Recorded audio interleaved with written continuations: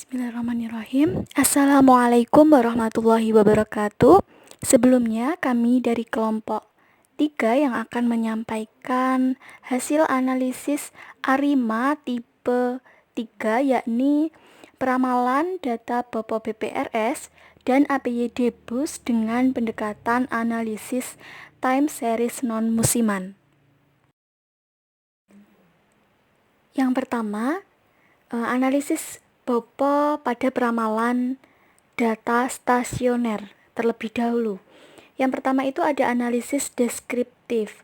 Dapat kita lihat ya bahwasannya di sini Bopo memiliki nilai min sebesar 86,071. Dengan di bawahnya ada median yakni sebesar 85,92.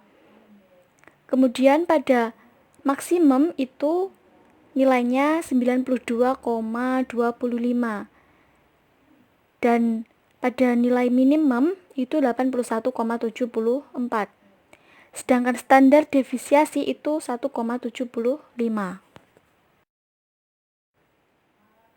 Selanjutnya ada gambar grafik Bopo. Dari grafik ini dapat kita ketahui bahwa data Bopo tersebut cenderung tidak stabil dan memiliki kecenderungan naik kemudian turun. Meskipun demikian, jumlah Bopo ini tidak menunjukkan adanya nilai yang ekstrim. Setelah melakukan analisis deskriptif, langkah selanjutnya yang akan kita lakukan yakni pengujian stasioneritas pada variabel Bopo. Pengujian stasioneritas ini kita lakukan pada tingkat level. Seperti yang kita ketahui pada tabel tersebut, nilai probabilitas sebesar 0,0006 atau kurang dari 0,05 sehingga terima HA. Dan disimpulkan bahwa Bopo stasioner sehingga Bopo tersebut dapat dilanjutkan dengan identifikasi model. Selanjutnya yakni tahap identifikasi model. Pada identifikasi model ini kita dapat melakukan melalui korelogram dengan memperhatikan autocorrelation dan partial correlation. ACF atau autocorrelation ini mewakili orde dari MA, sedangkan PACF atau partial correlation ini mewakili orde dari AR. Sehingga dari tabel tersebut dapat kita ketahui ya bahwa autocorrelation ini keluar pada orde 1 dan 3. Sedangkan partial correlation itu keluar pada orde 1. Sehingga dapat kita simpulkan bahwa MA itu adalah 3 karena orde tertinggi itu terletak di 3. Sedangkan AR adalah 1 karena orde tertinggi itu terletak di 1. Dari hasil identifikasi model tadi, selanjutnya kita masukkan pada auto ARIMA untuk mendapatkan model yang paling optimal atau model yang paling baik. Nah, pada tabel tersebut kan itu ada pengujian auto ARIMA. Selected ARIMA model menunjukkan 1,3 0,0. Nah, kita simpulkan bahwasannya model yang paling optimal atau model yang paling baik adalah model ARIMA 1,3 dengan nilai AIC value itu sebesar min 5,033. Dari model optimal ARIMA 1,3 tadi, selanjutnya kita akan menuju ke estimasi parameter. Dari tabel tersebut dapat kita ketahui ada sebuah rumus ya. Itu dapat kita baca nilai koefisien dari AR1 itu nilai BOPO T-1 sebesar 0,809 yang menunjukkan pengaruh yang positif terhadap BOPO. Kemudian nilai koefisien dari MA1 itu ET-1 atau error T-1 sebesar min 0,603 yang menunjukkan pengaruh yang negatif terhadap BOPO. Kemudian nilai MA2 adalah nilai ET-2 atau error T-2 sebesar min 0,087 di mana menunjukkan pengaruh yang negatif terhadap BOPO. Kemudian MA3 itu nilai ET-3 atau error T-3 sebesar 0,468 yang menunjukkan pengaruh yang positif terhadap BOPO. Selanjutnya kita akan melakukan pengujian normalitas. Dapat kita lihat pada tabel tersebut bahwa nilai probabilitas atau probability sebesar 0,0621 di mana lebih besar dari 0,05. Sehingga dapat kita simpulkan bahwa kasus ini berdistribusi normal. Selanjutnya yaitu hasil pengujian korelogram pada residual. Hasil tersebut menunjukkan bahwa plot ACF dan PACF tidak ada yang melewati batas serta probabilitas dari Q-stat lebih dari 0,05 sehingga asumsi white noise terpenuhi. Selanjutnya yakni tahap identifikasi model. Pada identifikasi model ini kita dapat melakukan melalui korelogram dengan memperhatikan autocorrelation dan dari hasil identifikasi model tadi selanjutnya kita masukkan pada auto ARIMA untuk mendapatkan model yang paling optimal atau model yang paling baik. Nah, pada tabel tersebut kan itu selanjutnya yaitu analisis APYD atau peramalan pada data non-stasioner. Berdasarkan tabel 6 diketahui bahwa APYD memiliki nilai mean sebesar 3,744 dengan median 3,540. Pada APYD nilai maksimumnya adalah 5,000 dengan nilai minimum adalah 2,650.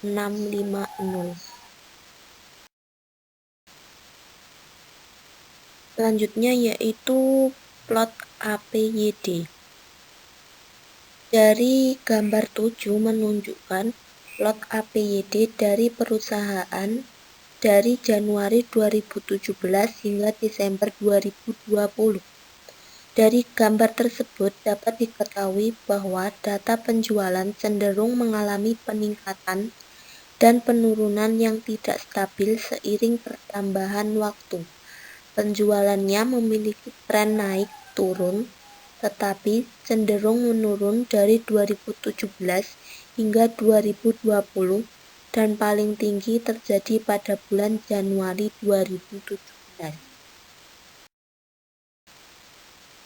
Selanjutnya yaitu pengujian stationeritas. Pengujian stationeritas adalah salah satu pengujian yang wajib dilakukan pada saat melakukan peramalan data dengan menggunakan model ARIMA. Pengujian dilakukan dengan menggunakan metode ADF dengan hipotesis sebagai berikut. HO apabila APYD tidak stasioner, HA apabila APYD stasioner. Berdasarkan hasil yang ditunjukkan pada tabel 7 diketahui bahwa prop 0,861 lebih dari 0,05 sehingga terima HO dan disimpulkan APYD tidak stasioner.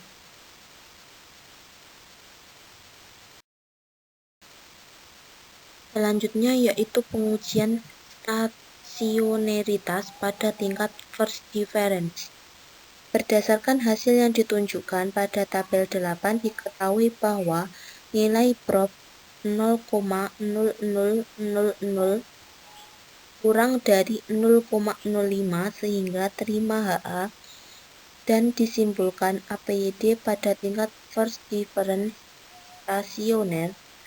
Karena APYD pada tingkat first difference stasioner, maka untuk pengujian identifikasi model dan pemodelannya dilakukan dengan menggunakan APYD first difference. 3. Identifikasi model. Hasil korelogram APYD first difference menunjukkan bahwa nilai ACF keluar pada orde 1, 3, 5, dan 12, sedangkan PACF keluar pada orde 1 dan 2. Dari hasil ini diperoleh orde maksimum dari MA atau Q adalah 3 dan orde tertinggi dari AR atau P adalah 2. Pengujian autoarima. Hasil pengujian dengan autoarima pada tabel 9 menunjukkan bahwa model yang paling optimal adalah model arima 111 dengan nilai AIC sebesar negatif 2,555. Kenapa modelnya arima? Karena data yang digunakan adalah APYD pada tingkat first difference. 4. Estimasi parameter. Estimasi parameter model ARMA 11 dengan dependent variable D difference APYD. Estimasi parameter model ARMA 111 ditujukan pada tabel 10. Model yang diperoleh dari hasil ini adalah sebagai berikut. Delta APYDT sama dengan negatif 0,048 ditambah 0,537 delta APYD T-1 dikurangi 1000 ET-1 sehingga memperoleh hasil pengujian parameter menggunakan uji T sebagai berikut. Yang pertama, kita mencari nilai koefisien dari AR atau nilai delta APYD T-1 sebesar 0,537 yang menunjukkan pengaruh positif terhadap delta APYD T. Sehingga hasil pengujian dengan uji T menunjukkan bahwa nilai prof dari AR1 adalah 0,0086. Artinya ini lebih kecil dari alfa 0,05 sehingga delta APYD T-1 menunjukkan pengaruh signifikan terhadap delta APYD T. Yang kedua, nilai koefisien dari AM MA1 atau nilai E T-1 sebesar negatif 1,00 yang menunjukkan pengaruh negatif terhadap delta APYDT. Sehingga hasil pengujian dengan uji T menunjukkan bahwa nilai prof dari MA1 adalah 0,999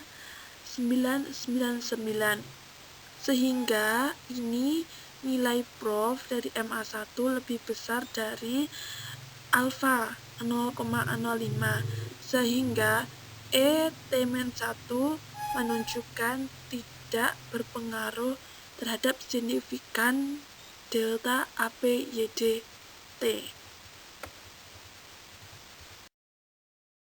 5. Pengujian asumsi. Pada gambar 9 ini menunjukkan bahwa hasil dari pengujian normalitas yang mana nilai prof-nya yaitu sebesar 0,040. Artinya nilai prof kurang dari nilai alfa 0,05 sehingga residual pada pengujian normalitas tidak berdistribusi normal. Pada gambar 10 menunjukkan bahwa hasil dari pengujian korelogram pada residual yang menunjukkan hasil bahwa plot ACF dan PACF ada yang melewati batas. Jika kita lihat dari autocorrelation ada satu batang yang melewati batas, dan di partial correlation ada juga satu batang yang melewati batas, serta probabilitas dari key start lebih dari nilai alfa, sehingga asumsi white noise tidak terpenuhi. 3. Identifikasi model. Hasil korelogram APYD first difference menunjukkan bahwa nilai ACF keluar pada orde 1, 3, 5, dan 12, sedangkan PACF keluar pada orde 1 dan pengujian autoarima. Hasil pengujian dengan autoarima pada tabel 9 menunjukkan bahwa model yang paling optimal adalah model ARIMA 111 dengan nilai AIC sebesar negatif 2,555. Kenapa modelnya ARIMA? Karena data yang digunakan adalah APYD pada tingkat first difference.